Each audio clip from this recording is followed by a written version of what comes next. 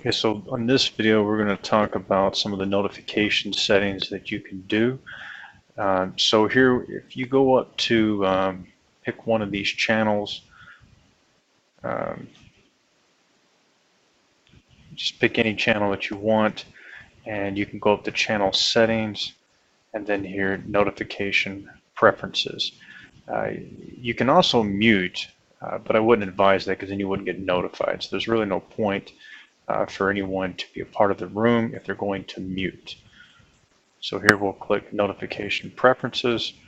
We don't want to mute the entire channel, and you can ignore notifications for @channel and @here. So this works kind of like the Twitter accounts when you do the @symbols or hashtags inside Slack. And then you have desktop notifications, and it says here that you have not allowed desktop notifications. So it'll tell you where to go. If you have the desktop app, this is great to go there. Then it'll pop up in your window down here in the corner, letting you know that, hey, you have a notification. It'll give you a brief preview of what it is. And you can also set your default notifications for the entire app on Slack.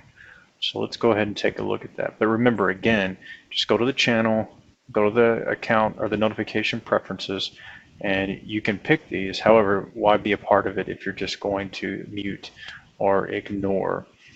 But let's go to the account preferences. And here, this will take you to all the notifications that you can even imagine. So you can enable desktop notifications, which I would recommend, and then it'll just go in here and say, allow, and then there you go. You can say all new messages, so I wouldn't do that because you'll get lit up for every single messages. You probably want to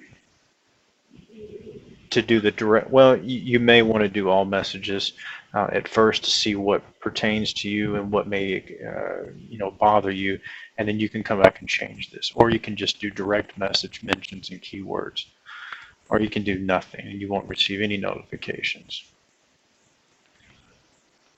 You can select all these different options here that you see. You can pick keywords. You can disable notifications from certain times. I would advise that you set this, because if not, it could be 1 in the morning. You're going to get a pop-up on your phone if you have the app on there, or your PC if it's sitting on your desk or something.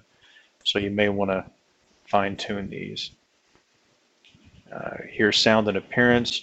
You can change the sounds that come up. Some have some really soft sounds so you don't hear them. So you can change that just simply by clicking here and then picking the one that you would like. And then here, this is a great notification option to choose. So if you have the mobile app and you're at your computer and you're working within the Slack app or the desk or the web browser portion, it knows that. It knows where you're active and where you're not. So if you walk away from your computer for say more than 2 minutes, it's going to send all the email notifications to you on your next device, which would most likely be your cell phone. And you can change that to say when I'm inactive for 2 minutes, 1 minute, or as soon as. So as soon as you walk away from your PC and you don't touch the Slack app immediately, then it'll send that. But that I wouldn't choose that, because you may just be on the Slack app, but not actually touching it on the PC. So that means it'll notice you as inactive and send it to both your phone and your desktop. Unless you want that, I wouldn't choose that option. And once you're done with all these things, you can go ahead and just exit out of this. It automatically saves. And here you can do channel specific notifications. You can fine tune those a little bit more. So just play around with this, and once you get it to how you like, then you're good. And you also have a lot of other options over here that you can look through and set. And once you're done, you just simply close out of it, and then you're back within the Slack window here, the sales team app that you were in before.